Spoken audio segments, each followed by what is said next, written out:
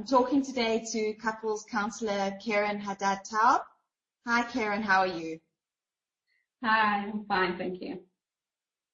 Wonderful. Keren, we're talking today about your troubled sex life. Is a healthy sexual relationship important in a marriage? And if so, why? Yes, it is, because what happens in our sexual relationship is usually influenced by how we live our lives as a couple. If we have good communications and we feel safe with each other, then we also feel safe in the bedroom or wherever we have sex. But we can talk about that and where we want to have sex, how often we want to have sex, and we feel close to each other. It is vitally important for a good relationship for a woman, because she can get sexually intimate only when she feels that she's intimate as in emotionally.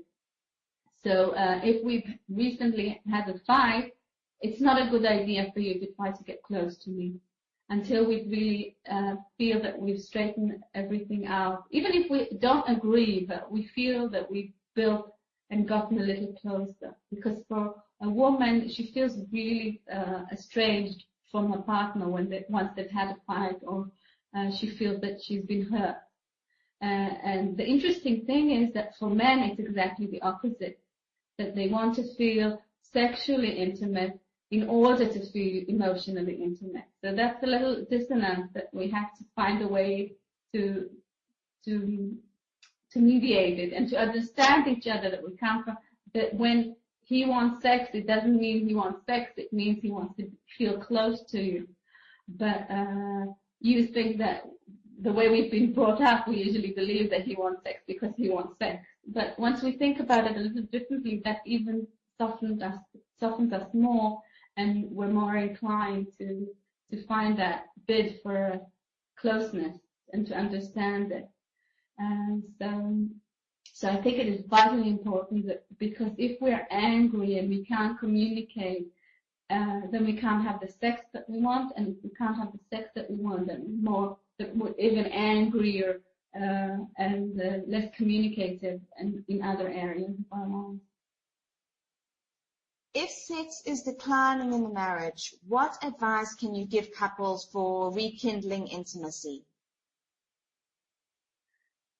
There are different points of view. There's a therapist that wrote the book, I think her name is Esther Pearl. She wrote a book called Breeding in Captivity.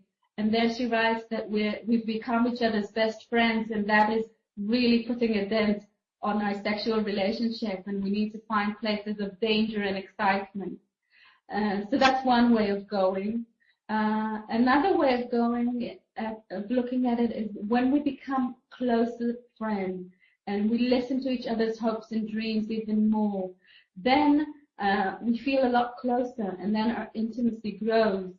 I had a professor who used to say that the biggest turn on for a woman is to see her partner playing with her kids, even though they're his kids as well. But when she sees him playing with the kids, then she really is into him.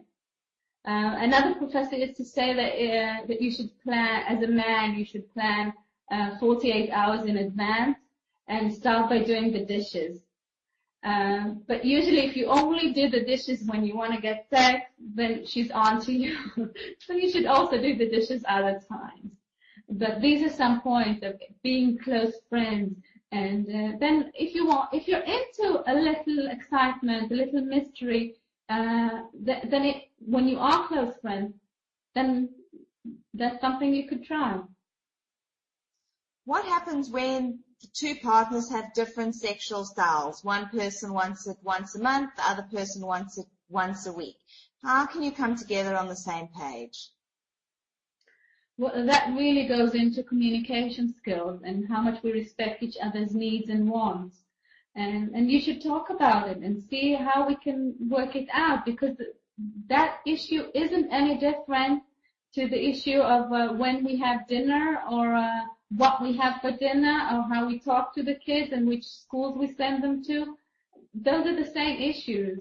If my partner's needs are more than mine, that's usually the overlying opinion that women want sex less than men, then we should talk about it. And if I respect my partner's wants and needs, then I'll go the extra mile, because I know that he will go the extra mile in this area or in other areas.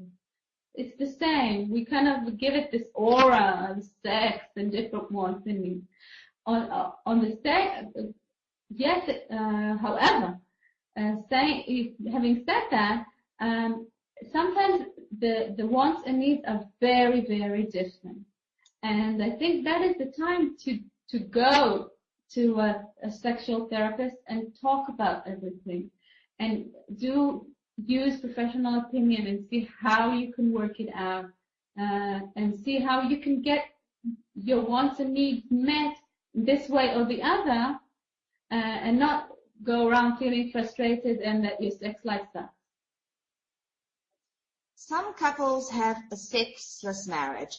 What questions should they be asking themselves to try and figure out what the problem may be? Well, that depends why they're having sexless marriage. If it's from the get-go, if they're having it's called unconsummated marriages, then they should really go and get help.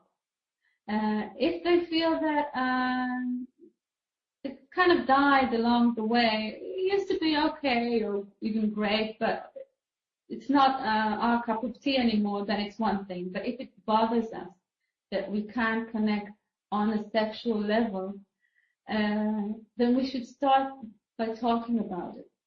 And a good point to start would be when we feel that it's off. Don't wait until it's been 3 years since you've last had sex to start saying, oh, I think there's a little problem here. But do see that a month has passed and we didn't have the time or the energy for it, and see what isn't working in our life. Either we're too busy, check your sex drive. If you're a woman and you've just given birth or you're nursing, then it's natural that your sex drive is lower. But it is important to maintain a sexual relationship because it's part of being a human being and being a couple. That's a way for us to connect in another level. It's physical, yes, emotional and spiritual as well. So it's important. So talk about it. What is missing? Why aren't we? What could happen to encourage us to have more, to have sex and then more sex? But ignoring it won't make it happen. It won't just poof appear. Thank you, Keren. Thank you so much.